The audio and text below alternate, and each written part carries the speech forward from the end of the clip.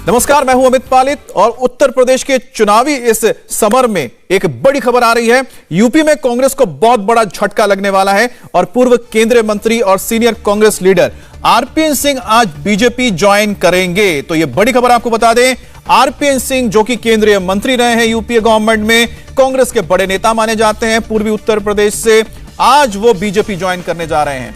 थोड़ी देर में दिल्ली में बीजेपी मुख्यालय में ज्वाइनिंग होगी और पूर्व केंद्रीय मंत्री आरपीएन सिंह कांग्रेस के बड़े कुर्मी नेता हैं।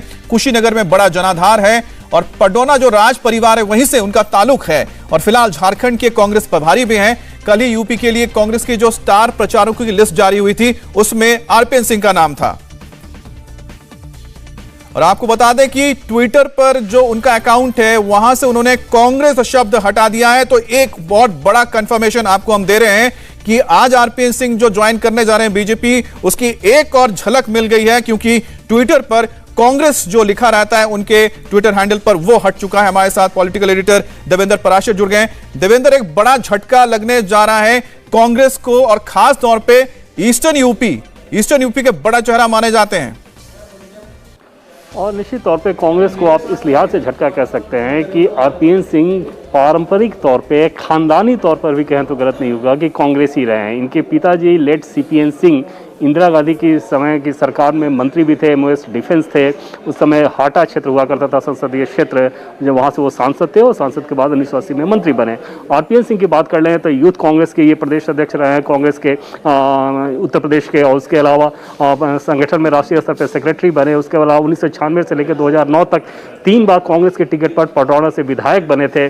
2009 में उन्होंने लोकसभा का चुनाव जीता जाता, उसके बाद 2014, 2019 2 लोकसभा चुनाव में उनको हार का सामना करना पड़ा।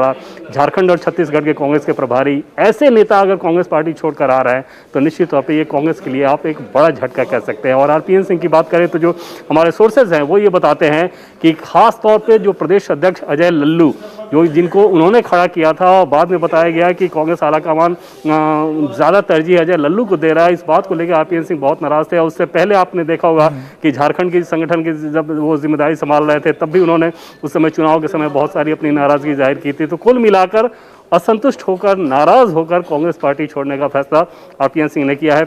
एक चीज़ और जो हमारे सोर्सेज के मार्फत ये बताया जा रहा है कि आरपीएन इस बात के लिए इच्छुक नहीं है कि उन्हें पडरौना से विधानसभा चुनाव लड़ाया जाए, बल्कि वो इस बात के लिए इच्छुक हैं कि उनको केंद्र की राजनीति करनी है। हालांकि वहाँ पर फिलहाल बीजेपी के ऑलरेडी सांसद हैं, पिछली बार भी बीजेपी के सांसद थे, हालांकि वो उस कैंडिडेट को इस बार बदला गया था, लेकिन बावजूद इसके अगर उनको संसदीय राजनीति करनी है, अगर बीजेपी इस चीज़ को मानती है तब देखना होगा कि आगे उनकी भूमिका कैसी होती है। लेकिन फिलहाल उनकी ज्वाइनिंग को लेकर कोई संदेह नहीं है। और स्वामी प्रसाद मौर्य के जाने से पडरौना में जिस झटके की बात कही जा रही थी बीजेपी के लिए कास्ट इक्वेशन के हिसाब से, निश्चित तौर पर ये उसकी पूर्ति करता दिख रहा है। बात करेंगे मौर्य के जाने के बाद देवेंद्र, आपने बहुत इंटरेस्टिंग जो बात उठाई है क्योंकि इस पर मैं आना ही चाहता था पडरौना को लेकर, लेकिन उस पर बात करें उससे पहले आपको हम जो ट्विटर हैंडल दिखा देते हैं आरपीएन सिंह का।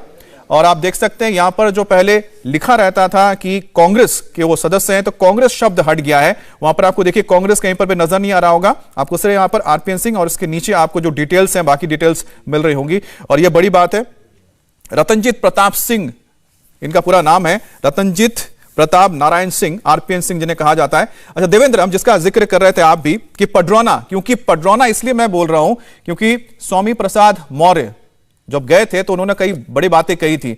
अब ऐसे में खुद को जब वो एक बड़ा ओबीसी चेहरा मानते हैं स्वामी प्रसाद मौर्य का, वहीं दूसरी तरफ पडरौना जो इलाका है जहां पर आरपीएन सिंह की बहुत अच्छी खासी पकड़ है, तो वहां पर जो ओबीसी समुदाय है, ये तमाम जो चीजें किस तरह से बीजेपी के फेवर में आ सकती है आरपीएन सिंह के आने से?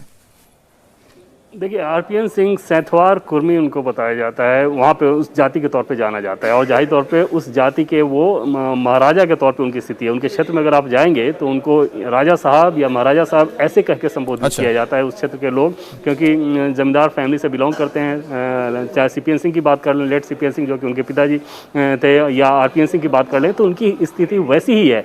और ऐसे में अपने इलाके में कम से कम उनका प्रभुत्व अच्छा है। और स्वामी प्रसाद मौर्य के जाने के बाद तो ये कहा जा रहा था कि जो कुर्मी जातियाँ हैं वो बिकेंगी। उस लिहाज से आरपीएन सिंह का बीजेपी में आना निश्चित तौर पे बीजेपी के लिए कम से कम पडरौना की जो विधानसभा सीट है उसकी भरपाई बहुत आसानी से की जा सकती है, क्योंकि आरपीएन सिंह हालांकि लोकसभा चुनाव की आप बात कर रहे हैं तो पिछला 2 चुनाव उन्होंने हारा है। पिछली बार लोकसभा चुनाव में भी लगभग 85,000 से ज़्यादा वोट से वो हारे थे, 2014 के चुनाव में भी हारे थे। लेकिन अगर बीजेपी का साथ मिल जाता है तो निश्चित तौर पर वहाँ पर फिर स्वामी प्रसाद मौर्य के लिए मुसीबत बहुत ज़्यादा हो जाएगी। और जो हमारे सोर्सेज हैं वो ये बता रहे हैं कि जब स्वामी प्रसाद मौर्य ने जैसे ही बीजेपी से नाता तोड़ा, दिल्ली में बैठे बीजेपी के एक बड़े नेता से आरपीएन सिंह की बातचीत हुई। आरपीएन सिंह बातचीत इससे पहले भी हुई थी। अच्छा। आपको याद होगा जब ज्योतिरादित्य सिंधिया आए थे या फिर जब जितिन प्रसाद आए थे तब ये बहुत ज़्यादा चर्चा चली थी कि आरपीएन सिंह भी कभी भी ज्वाइन कर सकते हैं। पिछले लोकसभा चुनाव को लेकर ये चर्चाएं बहुत ज़्यादा जोरों पर थी, लेकिन तब ये फलीभूत नहीं हो सका।